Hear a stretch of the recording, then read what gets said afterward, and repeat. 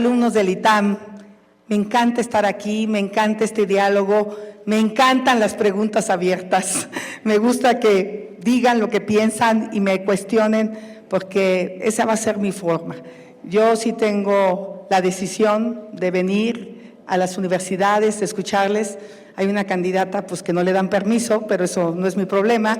Yo voy a ir a todos los lugares donde me inviten, que me sea posible con mi agenda y podamos tener este diálogo franco, que así lo voy a tener como presidenta de la República.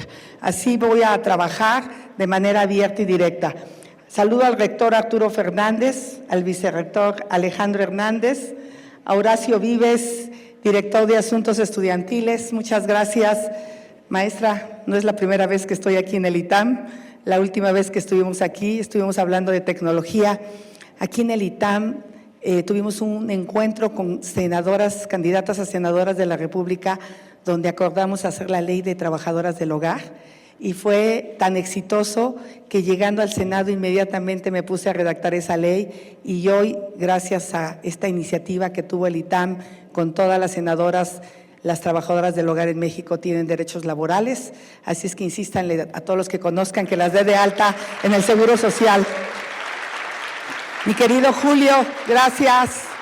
Sara, de verdad un gusto estar aquí contigo. Víctor, Carla, Ana Paola y René, muchas gracias de verdad a todos por estar aquí con nosotros.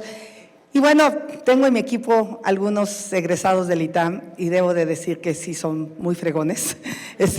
Mi querido Fernando Galindo, el responsable en mi equipo de trabajo de parte de las finanzas, Fer Doval, gracias por estar aquí.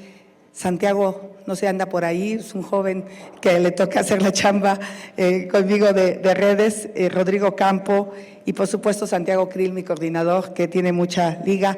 Está por aquí Tere Toca. Tere, gracias. Tú sabes el aprecio que le tuve a tu esposo, un hombre extraordinario, un impulsor de la democracia. Gracias, gracias Tere. Y por supuesto Alejandra Gómez Morín, nieta del uno de los fundadores del PAN, partido que está en esta alianza. Lo primero que tengo que decirles a todos ustedes es que pues yo estoy aquí producto de una exigencia ciudadana a los partidos políticos. Nunca he militado en un partido político. Una parte que se brincaron de mi biografía es bien interesante porque en el año 2000, después de ser la primera mujer en estar en la lista de los 100 líderes globales del futuro del mundo, nunca antes había habido una mujer mexicana, Vicente Fox me buscó a través de los cazadores de talento. Yo llego al gabinete presidencial en el año 2000, obviamente algunos de ustedes todavía ni nacían, bueno, muchos sí, pero algunos no, por los headhunters, por mi trabajo que hacía en comunidades indígenas apoyando a niños que sufrían desnutrición, y me invita a entrar al gabinete presidencial. Yo la verdad es que tenía muy mala referencia de la clase política. Yo venía de un pueblo de caciques, un pueblo donde pues la democracia no existía y Vicente Fox llega. Yo no había votado por Vicente Fox, tengo que decírselos. Había votado por Gilberto Rincón Gallardo, que me había impresionado la historia de don Gilberto en ese debate donde contó cómo su mamá lo obligaba a abrocharse las agujetas teniendo un problema de discapacidad grave y a mí me conmovió mucho esa historia y decidí votar por él. Y cuando Vicente Fox me invita a entrar al gabinete presidencial, me invita a una secretaría de Estado y yo honestamente le dije que no, que gracias y le propuse ayudarle con la problemática de los pueblos indígenas. Fui la comisionada nacional para el desarrollo de los pueblos indígenas, trabajé 6 años. Conozco el México profundo, el México donde no había caminos, había que llegar caminando a San Juan Petlapa, a San Lucas Camotlán, estuve en Basíguare, en la Sierra Tarahumara, había que llevar la electrificación por helicóptero, había que llevar los postes por helicóptero, había que hacer cortes en la Sierra Mije para llegar a Totontepec Mije, en ese entonces pues en zonas muy complicadas. Y la verdad de las cosas es que ese trabajo que hice en las comunidades indígenas, se construyeron 10 universidades interculturales bilingües, se electrificaron el 100% de las comunidades que no tenían electricidad, Ustedes no se pueden imaginar lo que es para una mujer tener que acarrear agua porque no hay una bomba en el pueblo, o tener que moler todos los días el metate porque no hay una electricidad para tener una licuadora. Ese trabajo fue el que hice en el gobierno federal de Vicente Fox de 2000 a 2006 y me dio un profundo conocimiento de la brutal desigualdad que se vive en nuestro país. Yo la conocí por mi origen, pero obviamente cuando recorres México te das cuenta de por qué tenemos que hacer un esfuerzo tremendo. Ustedes ya saben que llegué a esta ciudad a los 17 años buscando estudiar ingeniería. Me queda clara la importancia de la educación. Es fundamental, es lo que te permite realmente brincar de una situación de pobreza a una posibilidad. Vengo de un pueblo, y aquí quiero empezar mi discurso, donde el cacique rellenaba las urnas, donde no había la posibilidad de tener una elección democrática. Prácticamente cuando instalaban las urnas ya estaban embarazadas. Quizá usted no conozcan ese término, pero existía el término de urnas embarazadas porque ya habían sido previamente rellenadas. El cacique decidía quién ganaba en nuestro pueblo y durante 70 años prácticamente fueron los que mandaron. Nuestro pueblo no tenía más que primaria, teníamos que emigrar para hacer la secundaria, la preparatoria, la universidad. Y eso me lleva a pedirles que tenemos que defender la democracia, jóvenes. A ustedes no les tocó esa etapa de donde el ratón loco, por ejemplo, donde ya le daban una boleta cruzada a una persona, la iba, la depositaba a la urna y regresaba la boleta en blanco. Había todo un sistema de mañas para comprar el voto, para coaccionar el voto, que pues creo que con la creación del INE eso quedó atrás. Por eso me da mucho gusto que sus padres, porque todavía ustedes no salen, defiendan al INE, defiendan la democracia, porque eso es muy importante y el ITAM ha sido un centro donde se ha estudiado el proceso democrático de México y donde ha habido personajes que realmente han hecho una defensa tremenda de la democracia. ¿Por qué quiero ser presidenta de México? Y seguramente esa es la gran pregunta que ustedes se hacen. Si yo hasta hace un año estaba compitiendo para ser candidata a jefa de gobierno de la Ciudad de México, pues las cosas se dieron de una manera extraña. Yo había hecho una declaración en la universidad, en la Feria del Libro en Guadalajara, sobre los programas sociales, donde dije que además de la beca Jóvenes Construyendo el Futuro, donde te dan un apoyo económico, que por cierto yo metí un punto de acuerdo para que la beca de un joven construyendo el futuro fuera la misma de un joven que va a la universidad, porque la beca de un joven universitario es de 1,200 pesos y la beca para un joven construyendo el futuro era de 3,600 pesos. Y yo decía, pues es tan importante estar en este programa, que por cierto es por 12 meses, y la universitaria sí puede ser un poco más tiempo el que se le apoya a los jóvenes. Lo que yo planteaba en la Feria del Libro es que además de ese apoyo económico se les diera clases de inglés a los alumnos, justo para que no lo hablen como yo cuando yo dije you have to walk the talk. Bueno, yo nunca aprendí inglés, en las escuelas públicas no te daban clases de inglés, pero para mí sería sensacional que los niños en las escuelas públicas, los jóvenes pudieran tomar clases de inglés hoy a través de un montón de plataformas digitales que existen. Que se les diera clases de programación, que tomaran clases de robótica o de inteligencia artificial, o que tomaran alguna competencia laboral. A veces ser soldador en frío o soldador láser te puede llevar a tener un salario muy importante en una empresa automotriz de electromovilidad, por ejemplo, donde hoy se requiere pues una mano de obra muy, muy calificada. Y en ese sentido el presidente dijo que yo quería quitar los programas sociales. Así, en una mañanera, la señora Xóchitl Gálvez dice que va a quitar los programas sociales. Y esa mentira se ha repetido una y otra y otra y otra vez. Y la repite la candidata oficial y la repite el presidente, y eso es con lo que me han atacado. Yo jamás quitaría un programa social, joven. Jamás. O sea, efectivamente iba a vender a la plaza, aunque se burlen. ¿Cómo le voy a quitar a un niño una beca para que estudie? ¿O cómo le voy a quitar una beca a un joven para que estudie en la universidad si gracias a una beca yo aprendí a programar en el Centro de Cálculo de la Facultad de Ingeniería? gracias a una beca que permitió conseguirme un trabajo en el 5º semestre, donde pude dejar de ser telefonista para costearme mis estudios. Entonces me queda clara la importancia de la beca. Y ahí fue donde, cuando toqué esa puerta para exigir mi derecho de réplica, donde había ganado un amparo en el Poder Judicial, porque para mí la ley sí es la ley. Yo sí voy a respetar las resoluciones del Poder Judicial, y en ese sentido no tengo ninguna duda, inició esta carrera a la presidencia, porque la gente me empezó a pedir que me lanzara a la candidatura presidencial. Yo lo veía complicado, alejado, pero finalmente logré conseguir 1 millón de firmas. 1 millón de firmas que me pusieron como la candidata, y yo quiero agradecerle a Enrique de la Madrid y a Santiago Krill que estén sumados a este proyecto, porque ambos también eran precandidatos a la presidencia y hoy estamos construyendo un equipo juntos. Entonces,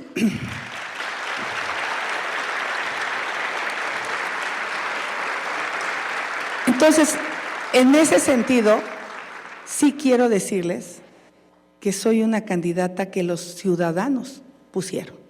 Los ciudadanos son los que obligaron a los partidos a que se abrieran esta posibilidad, y hoy, por supuesto, que necesito del apoyo de los ciudadanos para consolidar este proyecto. ¿Estoy enfrentando una elección de Estado? Claro que estoy enfrentando una elección de Estado.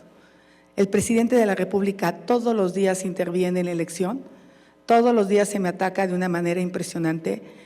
Obviamente los recursos públicos que se utilizan para apoyar a la candidata de enfrente son impresionantes. Lo que pasó en Huatulco, aunque lo haya engañado, efectivamente el municipio preparó el terreno para que ella tuviera un mitin en Huatulco. Vimos los videos, vimos las pipas del municipio de Huatulco trabajando. Ante eso, ¿cómo lo niegan? Pero eso lo hacen todo el tiempo. Pero esa historia ya la conozco y no me vine a quejar de esa historia. Esa historia la voy a enfrentar y la voy a enfrentar como he enfrentado desde que era niña al cacique de mi pueblo, y como enfrenté la elección de Hidalgo cuando fui candidata a gobernadora, donde todas las encuestas decían que iba a perder por 30 puntos y me quedé a menos de 4 puntos de perder, de ganar esa elección. Entonces, ese es otro gran tema, las encuestas. O sea, se han vuelto propaganda y realmente hoy la gente lo que tiene es miedo de decir por quién va a votar, porque tiene miedo que le quiten el programa social. Por eso le he pedido al INE, con mucho respeto, aunque se enojen los de Morena, que haga una campaña donde digan que los programas sociales no le pertenecen a ningún partido político. Los programas sociales se pagan con dinero público. Seguramente ustedes quieren saber qué viene. Esa soy la que les acabo de decir. Ese es mi origen. Soy una mujer que estudió ingeniería, soy una mujer empresaria que empezó su empresa desde abajo. Soy una mujer filantrópica que ha trabajado en tema de llevar nutrición a niños indígenas, en llevar agua purificada a comunidades rurales que vivían con diarrea los niños y muchas veces morían. Ese ha sido mi trabajo desde la sociedad civil, y ahora como política, pues mi trabajo como senadora ha sido en materia de transparencia y rendición de cuentas, en materia de pues todo el tema de movilidad, zonas metropolitanas. Impulsé la Ley General de Movilidad y Seguridad Vial, la reforma constitucional en materia de movilidad y seguridad vial, y como presidenta lo que pretendo hacer, jóvenes, es regresarle la paz y la tranquilidad a México. Se van a acabar los abrazos a los delincuentes. Vamos a aplicar la ley, vamos a tener toda una estrategia de seguridad basada en policías municipales, no hay de otra. Muchos de los delitos son del fuero común, necesitamos buenas policías, ningún policía va a ganar menos de 20,000 pesos. Los hijos de los policías van a tener becas para sus hijos en escuelas públicas o privadas, los policías van a tener crédito para vivienda, los policías van a tener seguridad social y seguro de vida en caso de que llegaran a fallecer. Necesitamos policías comprometidos. Los alcaldes van a tener de regreso los fondos municipales para el fortalecimiento de la seguridad. Este gobierno le quitó a los alcaldes esos 2 fondos. ¿Cómo quieren que el alcalde de Celaya enfrente a la delincuencia si prácticamente está solo? A nivel federal, y aquí tenemos al experto en finanzas públicas, a Fernando Galindo, se dejaron de ejercer casi 50,000 millones de pesos el año pasado en recursos federales para la seguridad pública. Imagínense si le hubieran dado a Guanajuato, a Zacatecas, a Michoacán, al Estado de México, 1.500 millones de pesos en patrullas, en inteligencia, en armamento, en tecnología que les permita combatir la delincuencia. No sé dónde acabaron esos 50,000 millones, Fer, hay que investigar, pero no sé si acabaron en el sobrecosto del Tren Maya o en el sobrecosto de Dos Bocas, porque ahí está el gran tema. Vamos a trabajar con los gobernadores y a nivel federal vamos a desmilitarizar el país. Y ahí están mis votos como senadora. He votado en contra de la militarización del país. No comparto que los militares me reciban en un aeropuerto, no comparto que los militares estén bacheando las calles, que los militares estén vacunando niños. El papel del ejército está muy claro en la Constitución y se va a respetar, es la seguridad nacional. Es atención en caso de desastre, como el que hubo en Acapulco, y por estar distraídos en otra cosa no estaban en el plan de N3. Vamos a trabajar con una Guardia Nacional que sí sea guardia, que sí sea nacional, que sí investigue, que sí haga uso legítimo de la fuerza. Yo no digo que agarre a balazos a nadie, nadie está pidiendo eso, pero cuando sea necesario, el Estado es el único que tiene ese uso legítimo y lo tiene que usar para defender a la población en caso como lo que sucedió ayer con la candidata en Celaya. No podemos seguir permitiendo que el crimen organizado tenga plenas regiones del país apoderadas. Las mujeres tienen miedo de salir a la calle. Los jóvenes tienen miedo de salir el fin de semana con el riesgo de que les pase algo. Entonces, la seguridad será mi prioridad como presidenta de la República, mi prioridad. Haré el mejor equipo de especialistas, de expertos, de tecnólogos para enfrentar este tema. Que no se confunda la candidata de enfrente. El hablar de aplicar la ley no significa ningún tipo de guerra contra nadie. Significa que la gente pueda vivir en paz. En materia de salud, jóvenes, estamos en un desastre. 50 millones de personas no tienen seguridad social. Hoy el Seguro Social pues ha perdido muchísimo de sus servicios de calidad. Acabo de estar en Playa del Carmen, donde murió una niña en un elevador atrapada. Eso no puede seguirle pasando al sector salud. Vamos a crear el nuevo Seguro Popular con la tarjeta Mi Salud y tampoco que se equivoque la candidata de enfrente. Nadie va a privatizar la salud. Ellos la privatizaron porque hoy los gastos en salud han subido enormemente por parte de la población civil. Cada vez gastan más dinero personal en salud ante la falta de medicamentos. Obviamente la broma de la megafarmacia, ustedes saben que eso es imposible. ¿Cómo mandas un medicamento a San Juan Puerto Montaña o a Basíguare en la Sierra Tarahumara? Vamos a dar la tarjeta Mi Salud y en caso de que el gobierno no te dé el medicamento, tú irás a una farmacia y te lo entregará a la farmacia y el gobierno le va a pagar a la farmacia. En caso de que el gobierno no te pueda cubrir una cirugía, como fue el caso de mi hermano Héctor, allá en el pueblo, que es maestro, que ha cotizado en el ISSSTE, que llegó un sábado con un dolor al ISSSTE y le dijeron que no había doctor, que fuera el lunes, pero estaba tan mal que se fue a una farmacia similares, le hicieron un electrocardiograma y le dijeron que se estaba infartando y que se iba a morir si no hacían algo. Regresaron al ISSSTE y le dijeron, no hay cardiólogo. Tuvimos que llegar a una clínica particular, donde entre toda la familia pagamos 270,000 pesos. ¿Cuántas personas pueden hacer esto? Muy pocas. Eso con la tarjeta Mi Salud lo va a pagar el gobierno, porque es responsabilidad del gobierno dotar de salud a la población. Así es que aquí no se va a privatizar nada. Y también con la educación, jóvenes. La educación, vamos a fortalecer la educación de la primera infancia. Las estancias infantiles no eran una broma, es a donde se desarrolla el cerebro de los niños, es a donde inicia el desarrollo en todos sentidos. Por eso es tan importante que la educación de la primera infancia sea profesional. No puedes dejar a los niños con los abuelos. Digo, obviamente yo no soy abuela, pero no es el trabajo de los abuelos cuidar a los niños. Tienen que ir a una estancia infantil donde tengan el apoyo, escuelas de tiempo completo. Los países que han salido adelante son los que estudian más. Queremos escuelas donde los niños aprendan inglés, aprendan tecnología y obviamente hagan deporte, tengan cultura y nos preocupemos por su salud mental. Eso es muy, muy importante. En el tema, obviamente, de desarrollo económico, de los 3 candidatos, soy la única que le entiende cómo generar empleos, con todo respeto.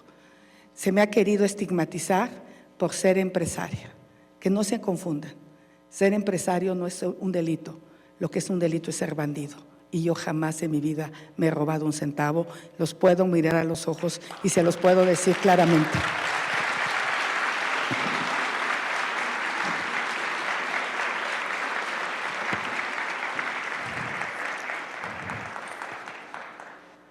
En ese sentido, México está ante la mejor oportunidad en su historia. Escúchenlo, la mejor.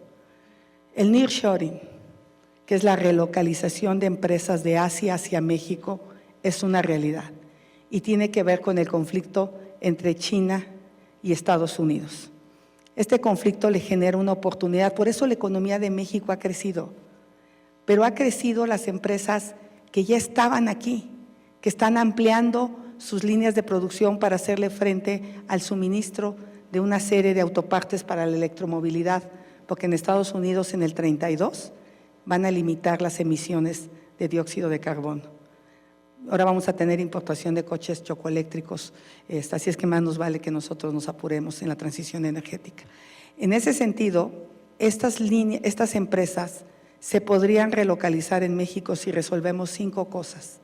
Una, Estado de Derecho. Necesitamos que la ley sea la ley. 2, energía limpia y barata. Agua. Mi propuesta es tratar el 100% de las aguas residuales. Agua hay si reducimos el consumo del campo, si tecnificamos el campo, si reusamos el agua, si captamos el agua de lluvia, si hacemos infraestructura hídrica, si reparamos fugas. Lo que necesita este país es una ingeniera que le entienda al ciclo del agua y le entre de fondo a resolver. Y aprovecho para saludar a mi asesor en materia de agua, José Luis Luege, gracias. Y a mi asesor en materia de educación, Juan Carlos Romero Hicks, que está por aquí. En ese sentido, agua y energía limpia. Tenemos que dejar nuestra maldita adicción a los combustibles fósiles, jóvenes.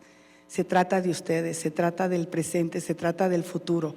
México tiene un gran potencial y las empresas lo que vienen buscando son energías limpias. Por supuesto que la transición energética va a tardar, no es de la noche a la mañana, pero la frenamos. La frenamos y estoy convencida que el petróleo es un bien tan valioso que es una estupidez quemarlo para generar energía. Hay otras fuentes de energía. El petróleo hay que usarlo en otras cosas y eso será tema de días posteriores. 3, capital humano. Necesitamos más y más educación. Por ahí tiene que estar la apuesta de nuestro país. 4, infraestructura.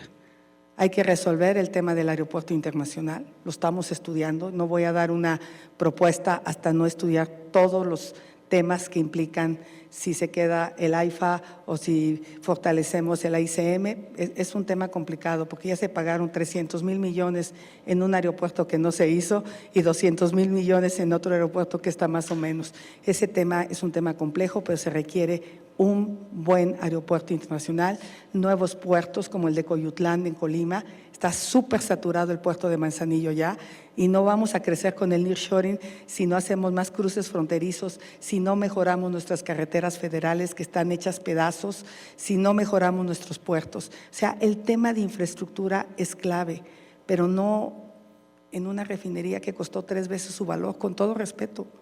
8,000 millones, está pasando casi a 24,000 millones de dólares la refinería de Dos Bocas. Un tren que iba a costar 120,000 millones está costando 500,000 millones de pesos. Ahí se nos ha ido el dinero que hubiera sido importante para aplicarlos en otras áreas. Y por último, seguridad pública. Hay regiones del país donde simplemente el nearshoring no va a llegar si no hay condiciones de seguridad. Zacatecas, Michoacán, inclusive esta parte de Guanajuato, donde hoy pues, la situación es complicada. Así es que la seguridad pública es fundamental.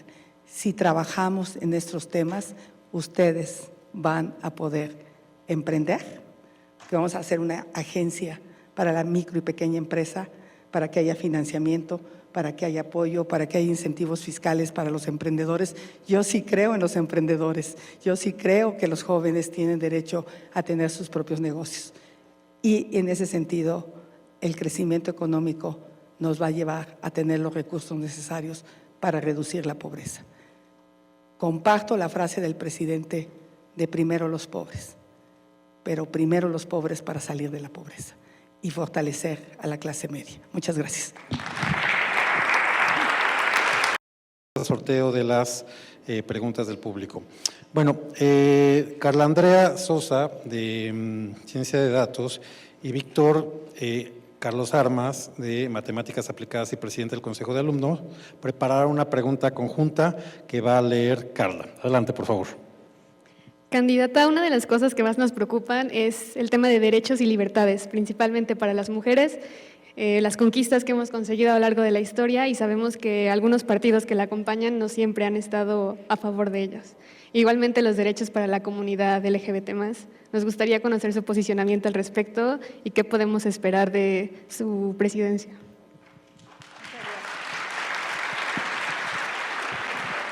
Muchas gracias.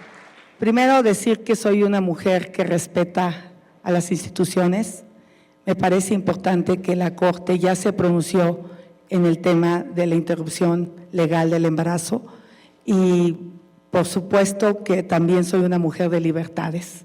Y en ese sentido, yo apoyaré a las mujeres que tomen la decisión de interrumpir su embarazo y también a las mujeres que tomen la decisión de tener a sus hijos. Porque hoy ser mamá en este país sin la posibilidad de tener una estancia infantil, una escuela de tiempo completo, un apoyo económico cuando el hombre se va y se queda sola, pues también me parece que no es positivo en un país que no apoya a las mujeres. En ese sentido, con la comunidad LGBTIQ+, pues fui una alcaldesa polémica, porque en el 2016 hice un carro alegórico que se decía bienvenidos todos, en ese entonces usaba la X, y fui cuestionada porque justamente yo venía del PAN, bueno, había sido candidata propuesta por el PAN, pero tampoco el PAN nunca me ha impuesto una agenda. Eso creo que también es digno de reconocer, que el PAN me ha respetado. Yo voté a favor de que se prohibieran las terapias de reconversión en el Senado de la República y pues no recibí ningún comentario del PAN de que me dijera pues que no me iban a hacer su candidata a la presidencia por esta situación. Entonces, en ese sentido, yo soy una mujer de libertades, respeto y haré políticas públicas para fortalecer todos los derechos y obviamente viví la discriminación en carne propia y tenemos que vivir en un país que deje de discriminar a quien sea.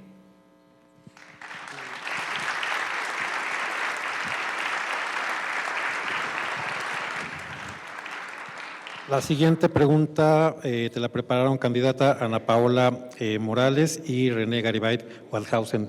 René.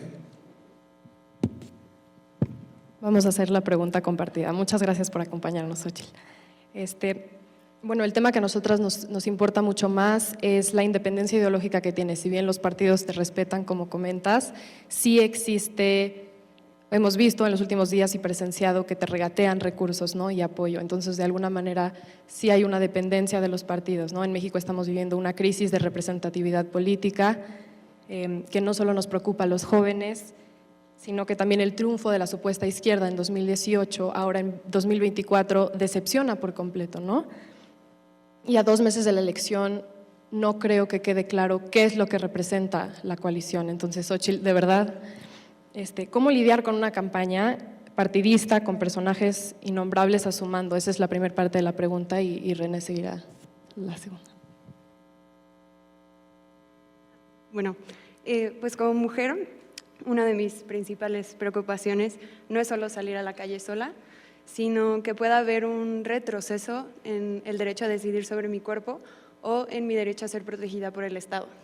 Entonces, ¿cómo conciliarte como una mujer feminista bajo el manto de 2 partidos que históricamente han votado contra los derechos de las mujeres? Bueno, Muchas gracias. La verdad de las cosas es que tiene razón, no es fácil hoy representar a partidos políticos, pero no es fácil para Sheinbaum, para mí, porque Morena está lleno de personajes como Manuel Bartlett, está lleno de personajes como Murat, ahora, que hasta hace unos días era un pillo y ahora pues ya lo bautizaron y todo es bonito, como Eugenio Hernández de Tamaulipas, pues que estuvo en la cárcel por sus vínculos con la delincuencia organizada. Y creo que se trata solo de hablar los de acá y pues efectivamente en todos los partidos hay gente buena, en todos los partidos hay impresentables, sería lo que yo te diría. No se escapa ningún partido, hay veces en el verde a una bola de impresentables, por ejemplo, cuando hablan que del Seguro Popular se robaban el dinero, pues debían de revisar a Velasco. Chiapas fue de los estados que menos comprobó el Seguro Popular en su momento. Y ahí está, como si nada, promoviendo la agenda verde, lo vimos entregándole sobres a los hermanos del presidente. Entonces, de verdad que sí debe de ser un asco para los jóvenes ver a sus políticos y decir, ¿por quién decido? Yo lo único que les puedo decir a los jóvenes es, efectivamente, yo no era la candidata de los partidos, un dirigente me dijo, no te equivoques, no te vamos a apoyar, ¿no? Está bien, ustedes decidieron apoyarme, conseguí el 1,000,000 de firmas, estoy aquí. A diferencia mía y de Sheinbaum, yo sí me atrevo a decirle a la gente que no. Yo sí, ella no. Ella no se atreve a contradecir al presidente y ha hecho cosas inaceptables. ¿Qué hizo cuando se le cancelaron los fondos a la ciencia siendo ella científica? Nada. En cambio, yo en el Senado tuve votos en contra del PAN, defendiendo mis principios y mis intereses, y revisen mis votaciones. Creo que eso habla de una persona. Yo voté a favor, por ejemplo, de la revocación de mandato que permitió que este gobierno llevara esa consulta. Efectivamente, podría ser politizada, pero también creo en el derecho de los ciudadanos a quitar a malos gobernantes. Y yo toda mi vida había defendido eso, y no ahora como senadora, pues como que no nos convenía que se aprobara la revocación de mandato, pues yo fui congruente y voté. Yo voté en contra de ministras de la Corte que me parecía que eran impresentables, aunque mi grupo dijeran que había que apoyarlas. Yo no las voté a favor. Entonces, en ese sentido, sí me considero una mujer que dice las cosas y les recomiendo que lean el libro de Ivonne Melgar. Creo que ese libro habla de quién soy. Cuando llego con Fox, le renuncio, chingona se llama, cuando apoyo la marcha zapatista, abiertamente en el gabinete presidencial, un general del ejército me dice, no, a Marcos hay que detenerlo, no, a Marcos hay que dejarlo, que venga y defienda los derechos de los pueblos indígenas. Y cuando aprueban una reforma constitucional que no estaba pegada a los acuerdos de San Andrés, yo digo que no sirve. Y Fox dice que sirve. Y me ordenan que tengo que cambiar mi declaración. Y los mando al diablo. Y les digo, no, me voy del gabinete. Yo no voy a salir a decir algo que no pienso. Y el que salió a corregir fue Vicente Fox. Porque yo tenía razón, esa reforma no se apegaba a los acuerdos de San Andrés. Esa soy yo, soy una mujer libre, soy una mujer independiente, que los partidos, 3 partidos, a los que sí les reconozco algo, estos 3 partidos sí trabajaron por la transición democrática de México. Y en ese sentido voy a representar un proyecto de ciudadanos y de la gente presentable de los partidos, porque las hay. Hay gente presentable en los partidos y lo he dicho, mi gabinete tendré gente honesta, tendré gente trabajadora, pero sobre todo gente capaz. Para mí el tema de la capacidad es importante. Y en el tema de las mujeres lo he dicho claramente, mi pensamiento no importa. Lo que yo piense personalmente no importa. Lo que yo tengo que es garantizarle los derechos a las personas. Y habrá quien decida interrumpir su embarazo, pero habrá quien decida tener un hijo, y ambas serán protegidas por mi gobierno.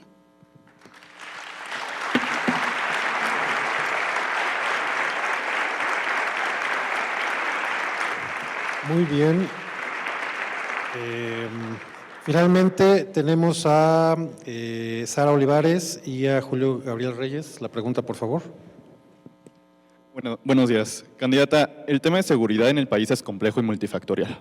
La experiencia ha probado que el punitivismo, es decir, la idea de que mayores penas reducen la criminalidad mayores penas reducen la criminalidad y refuerzan el consenso moral es falso. En ese sentido, candidata, las estrategias punitivistas en realidad no funcionan en términos de seguridad, pero sí en términos de ganancias electorales, es decir, ganar votos. ¿Qué sentido tiene promover una presión de máxima seguridad y alta tecnología si a la vez usted reconoce a sus propuestas los problemas de hacinamiento y violaciones a derechos humanos?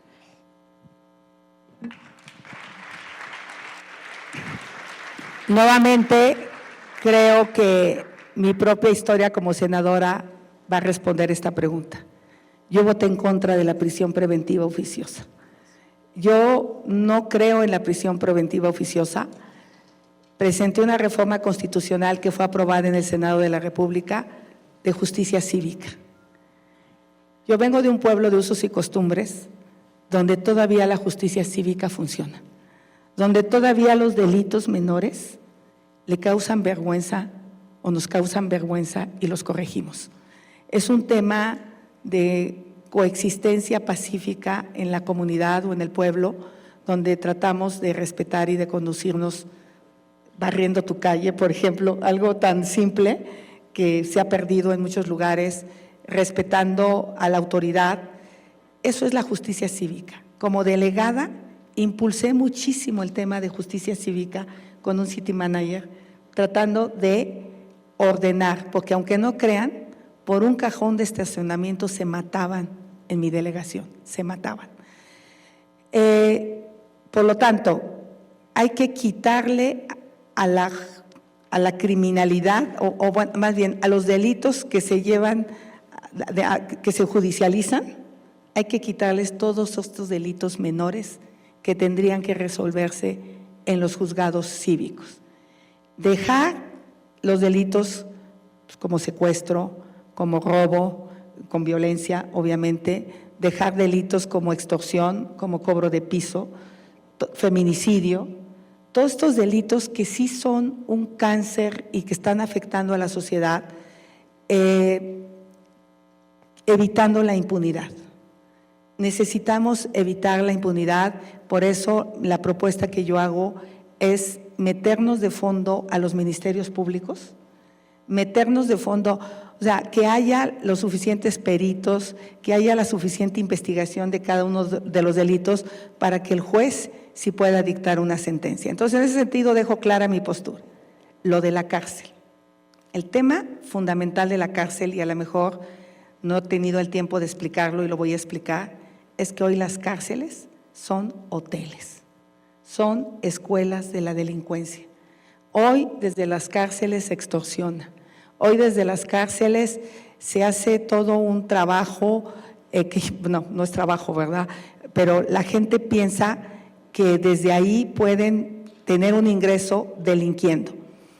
En ese sentido, esta cárcel que propongo es una cárcel que ubique ahí a criminales del fuero común que no pueden ir a una cárcel de alta seguridad porque no son delitos federales, para meter orden y control en las cárceles.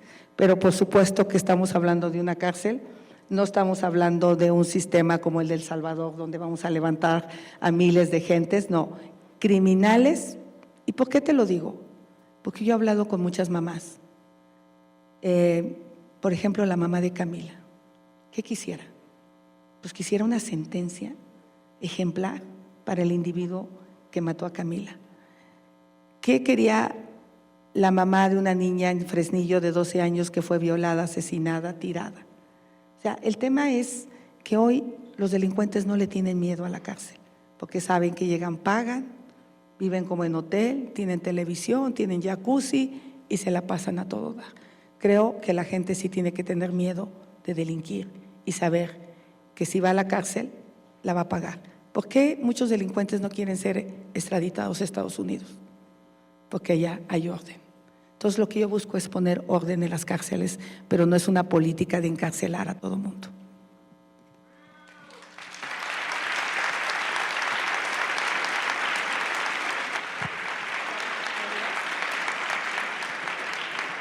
Muy bien, pues empezamos con las preguntas sorteadas por estudiantes. Les vamos a pedir que nos digan Más de que se pongan de pie, ahora que escuchen su nombre. Economía y Derecho, Sebastián Rondo. Hola, Sebastián. ¿Cómo estás? A ver, La pregunta es la siguiente. Considerando que el país enfrenta el mayor déficit en los últimos 25 años, ¿cómo piensas darle sostenibilidad a las finanzas públicas sin sacrificar la inversión? Muchas gracias. Es una muy buena pregunta porque es un déficit súper irresponsable el que tenemos este año. 2 billones de pesos de déficit. Y bueno, ya el proyecto de presupuesto que está mandando este gobierno, pues sacrifica enormemente los ingresos para el año que entra. Entonces, para mí va a ser todo un reto cómo hacer lo mismo con menos dinero. Ahí sí creo que la visión de empresaria ayuda, porque uno sabe lo que cuesta ganarse el dinero. Y de las cosas que yo he visto en el gobierno es que se gasta como si no, pues no sabes de dónde vino, pues te llegó tu presupuesto. Y en ese sentido voy a decir una cosa muy clara, hay que dejar de gastar a lo güey. México ha gastado demasiado dinero en estupideces. Vamos a suponer que el Tren Maya, no me opongo al desarrollo del sureste, no me opongo a que al sureste le vaya bien. Primero, el ecocidio que se hizo ahí para mí es condenable, no lo comparto. 7 millones de árboles tirados sin ningún impacto ambiental que te permita resarcir el daño ambiental. Miles y miles de perforaciones al piso que le va a generar un daño al acuífero para poner columnas que soporten el tren. Todo eso elevó el costo, porque obviamente el tren iba a pasar por la carretera que ya estaba impactada. Quizás hacer un tren ligero ahí hubiera sido suficiente para no meterte a la selva. Yo hubiera hecho un mayor estudio de ingeniería, pero se gastaron 500 mil millones de pesos. Claro que no hay dinero que alcance. Tiraste 300 mil millones en un aeropuerto que no hiciste. Te estás gastando 260 mil millones de más en una refinería. Pero lo más grave, estás perdiendo 800 mil millones en Pemex Refinación. ¿Quién en su sano juicio le metería a un negocio donde pierde y pierde y pierde dinero? Cuando todos sabemos que el petróleo pesado tiene un valor en el mercado y que lo que México requiere es petróleo ligero. Pero obviamente si alguien dice importemos petróleo ligero y exportemos petróleo pesado, va a decir, ¿cómo? La soberanía del país. Sí, pero importamos el 80% del gas. Entonces, ¿a dónde quedó la soberanía? Lo que tenemos que tomar son decisiones inteligentes, decisiones que realmente apoyen el desarrollo del país. Yo hubiera preferido gastar ese billón de pesos en salud, en educación. Hubiera preferido gastar ese billón de pesos en generar las condiciones de seguridad para que lleguen empresas, inviertan y crezca la economía y los mexicanos tengan empleos bien pagados. Para mí, esa es la visión, la educación, un empleo bien pagado y ayudar a salir de la pobreza a quien lo necesite, a que tenga un empujón. Hoy por ahí un ministro decía que yo hablo de programas temporales. Creo que él no se ha enterado, bueno, exministro, ya saben cuál, un exministro, que yo estoy proponiendo programas temporales. Señor exministro, el programa Jóvenes Construyendo el Futuro es por 12 meses, no es para toda la vida. Ningún joven quiere que lo mantengan toda su vida. Lo que un joven quiere es que le ayuden a salir adelante, que le den herramientas. Bueno, algunos sí, yo aquí tengo un… Aquí está, por cierto, mi hijo Juan Pablo, que ya se le vence el plazo para salir de casa.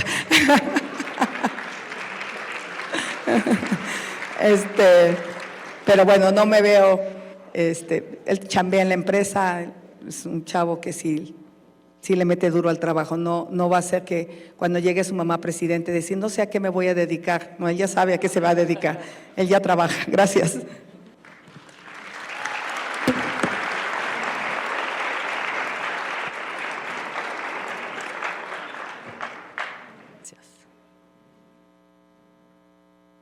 Tiago Yepes, Relaciones Internacionales. Tiago. ¿Dónde estás? Qué bonita letra, ¿eh? Se sabe que la coalición Va por México no tiene coherencia ideológica alguna. Tú personalmente te habías posicionado en pro de derechos humanos. ¿Cómo podemos confiar en ello ahora que has retirado el aborto? ¿Te has quedado callada con el ecocidio o incluso pronunciado en contra de derechos humanos con la megacárcel? Voy a empezar diciéndoles, No es ecocidio, sino terapias ecocidio. que yo tengo una hermana en la cárcel, hace 12 años. No es un tema fácil para mí, pero lo voy a abordar, porque conozco las cárceles por dentro. Cada semana estaba en Santa Marta, Catitla, y la visité en una cárcel de alta seguridad, y me queda claro lo duro que es la cárcel.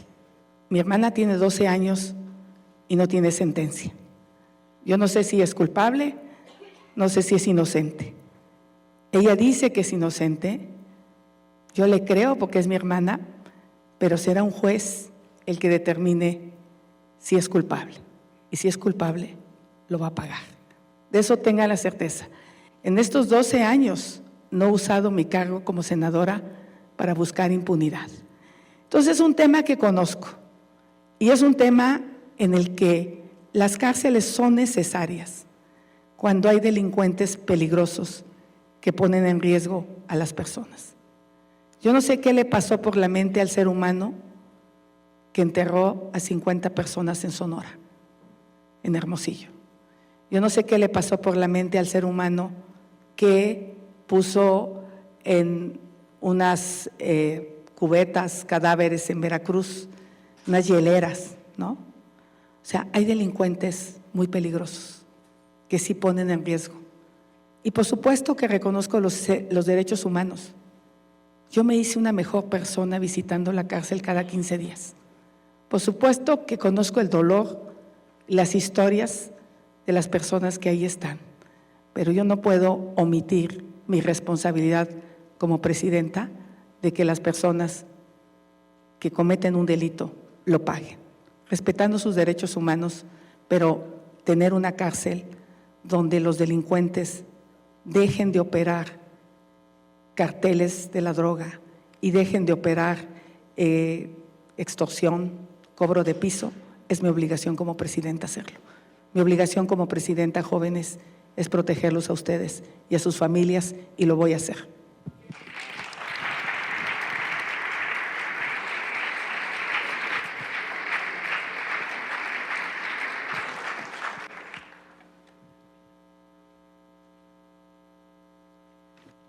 Gracias. Rodrigo Toledo, Economía. Rodrigo. ¿Estás? ¿Dónde está Rodrigo? Acá. Hola. Gracias, Rodrigo. Con el avance del genocidio palestino, llegando al punto que no queda un solo hospital en pie, en caso de su presidencia, ¿cómo condenaría o cómo llevaría las acciones del Estado de Israel? ¿Condenaría las acciones del Estado de Israel o sería pasiva la actitud del gobierno?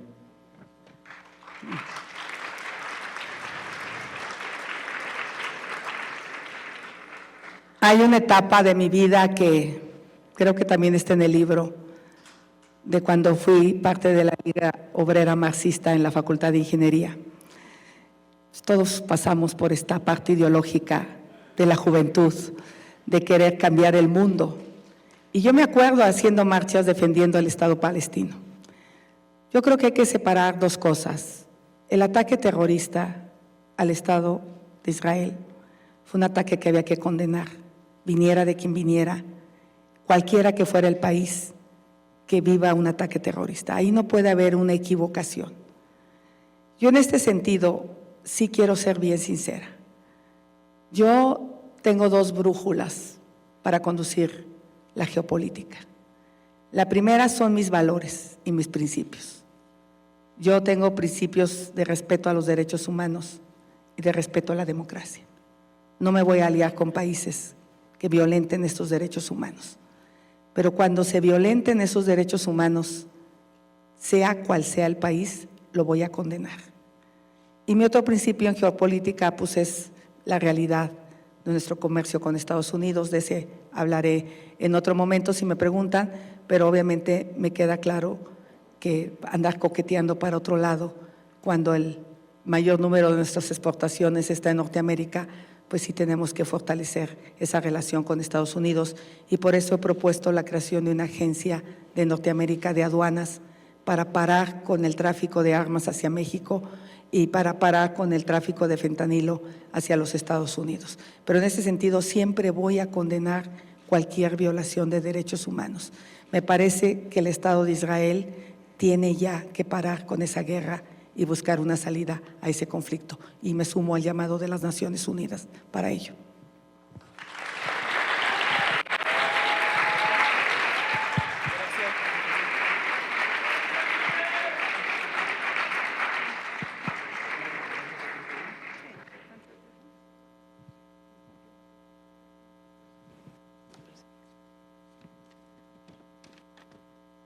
Emiliano Miranda, Ciencia Política y Derecho. Emiliano.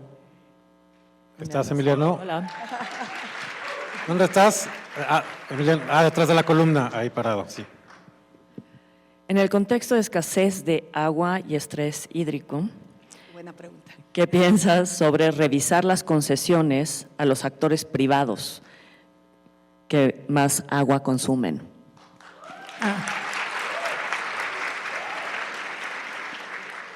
Primero decirles que desde hace muchos años, una de las cosas que tampoco se dijo, me tocó colaborar haciendo el pabellón de México en Sevilla en la Expo del 92. Y fue mi primer acercamiento con ingenieros en materia de sustentabilidad. Conocí a los ingenieros que hacían el pabellón de Canadá, conocí a los ingenieros que hacían el pabellón de Japón. Y me impresionó ya como en el 92 el tema de cambio climático era un tema en la agenda. El pabellón de Canadá captaba agua de lluvia, el pabellón de Canadá se ventilaba naturalmente en momentos, obviamente Sevilla, pues 50 grados en un momento es muy complicado, pero aquí lo realmente importante es que este tema de cambio climático va a ser eje central en mi agenda. Vamos a una economía circular.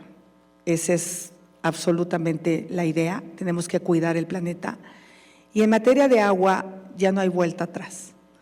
Han pasado muchas décadas sin que hagamos lo necesario. Una de las razones por la que yo le pienso al aeropuerto de Texcoco es porque es el único lugar donde podemos almacenar agua en esta gran ciudad. Para mí lo ideal sería tratar el agua negra, que además en términos ingenieriles pues tiene excremento y jabón, y eso es muy fácil quitarlo. Y esa agua, existe la tecnología para volverla a purificar y reusarla en la ciudad. Eso se llama cerrar la cuenca y dejar de mandar el agua al Valle del Mezquital contaminada. Obviamente hay que mandar agua tratada, tecnificar el campo del Valle del Mezquital para que los campesinos no sufran, pero que puedan regar con mucho menos cantidad de agua.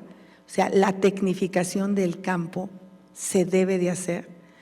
Por cada 2 puntos que reduzcamos de agua en el campo son 1,000 millones de metros cúbicos de agua para las ciudades, para la industria.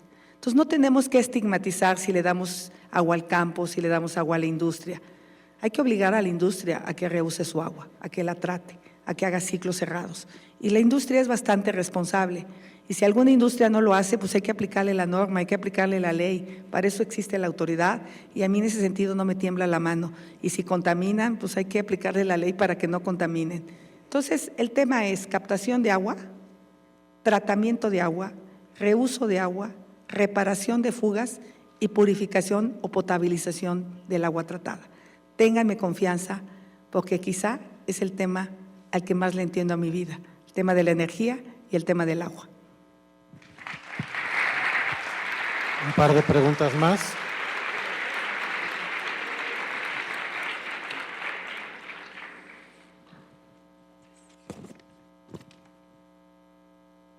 Es pregunta anónima que no tomamos. Por favor. Pero está muy difícil. Hay reglas, porque yo aguanto cualquier pregunta. Y eso lo aprecio muchísimo, pero todos los candidatos que han venido hemos tenido las mismas reglas, de que no tomamos preguntas anónimas, pero aprecio muchísimo lo que dices. Daniel Tanús, RI. Daniel, ¿estás por aquí? Hola, Daniel. Bravo. Hola, Daniel. ¿Qué visión y política tienes y harás a favor de la comunidad LGBT+, LGBT+, considerando que el PAN acaba de votar en contra de la prohibición de la ECOSIG? Bueno, quiero decirles un poco que el debate de las terapias de reconversión se dio desde que yo estaba como senadora y pareciera que no es que el PAN se oponga a que se prohíban las terapias, porque yo platiqué con mis amigos senadores, es un tema en la redacción, pero yo tampoco creo que alguien vaya a mandar a la cárcel a un psicólogo por apoyar a alguien que lo va a consultar. Creo que ahí los abogados son demasiado puristas, pero a lo mejor como soy ingeniera, pues yo soy laxa en mis planteamientos y yo voté a favor de que se prohibieran estas terapias, aún con esa redacción, porque me parece que es más importante el derecho de cualquier persona, su derecho humano a no ser sometido a ninguna terapia. Entonces, en ese sentido, pues yo ahí tuve un diferendo con el PAN. Insisto, quien crea que a mí alguien me impone una ideología, alguien que crea que yo le voy a perdonar impuestos a un empresario, alguien que crea que yo voy a actuar de manera indebida, está equivocado. Soy una mujer que respeta la ley y en mi convencimiento del apoyo, en su pleno reconocimiento a sus derechos de la comunidad LGBTIQ+, no hay un paso atrás.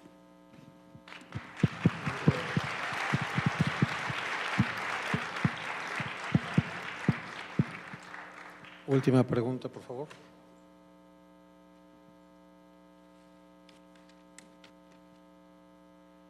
Roberto Moreno Guillén, Economía.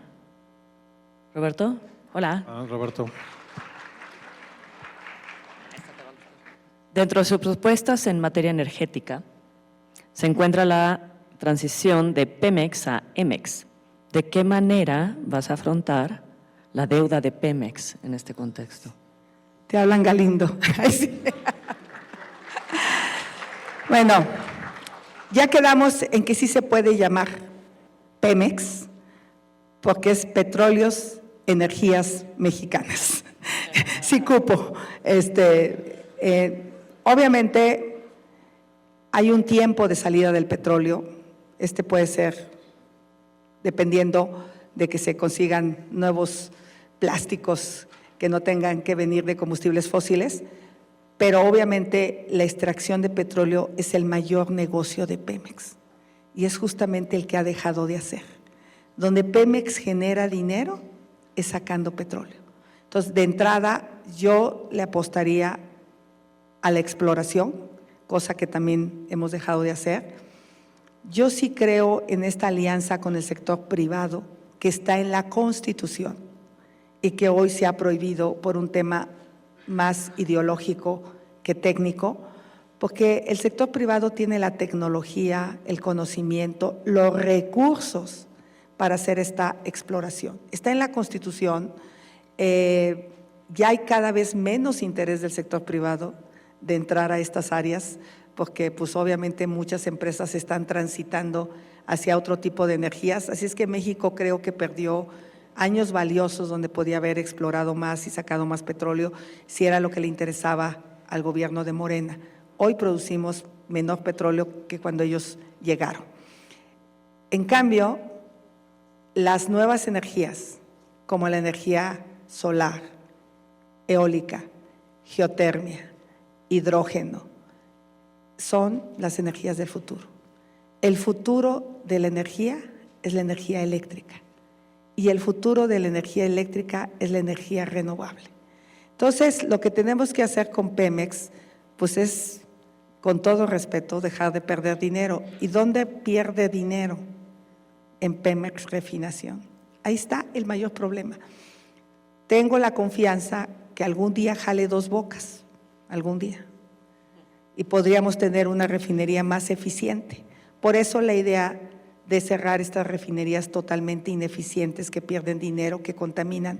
Imagínense que siguiera existiendo la refinería de Azcapotzalco, aquí, en la ciudad. ¿Saben por qué la cerraron, jóvenes? Porque se morían los pajaritos. Y entonces todo el mundo se empezó a espantar. Caían muertos los pajaritos en la ciudad, ustedes no habían nacido. Y entonces se tomó la decisión de cerrar Azcapotzalco. Es un poco lo que le está pasando a la zona metropolitana de Monterrey. Es una refinería tan vieja que no procesa ya el azufre, que está dañando la salud de la gente de Monterrey, pero que no se espanten los de Cadereyta, porque ahí se puede poner otro tipo de proyectos energéticos relacionados al hidrógeno, relacionados al almacenamiento de energía, y por eso yo he anunciado 5 millones de créditos para poner celdas solares en los techos de las familias, porque realmente yo quiero que las familias dejen de pagar dinero. Aquí el debate es, ¿por qué una tienda de conveniencia paga energía barata? Pues porque ellos tienen el derecho a generar su propia electricidad de acuerdo a la ley. Y nosotros, los pequeños usuarios, le compramos energía al mercado eléctrico mayorista y ahí la energía es más cara. Entonces yo no solo quiero que le baje la energía a las grandes empresas, que también le baje la energía a los consumidores. Ese es lo que para mí es importante. Entonces, a Pemex hay que meterla a la geotermia, hay que meterla al hidrógeno, hay que meterla a otras fuentes de energía, como lo está haciendo cualquier empresa petrolera del mundo. Todas las empresas petroleras están preparando el abandono a los combustibles fósiles. ¿Por qué Pemex no lo tiene que hacer? Entonces, lo que tenemos que hacer son más líneas de transmisión con la CFE para que toda esa energía renovable pues llegue a las empresas y a los hogares. Y aquí hay un hombre que le sabe mucho, Alcocer.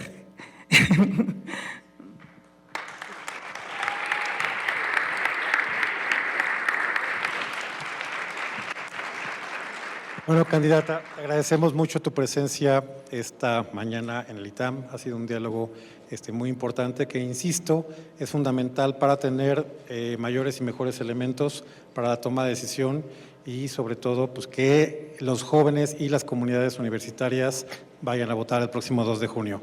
Te agradecemos mucho la presencia. Gracias. Y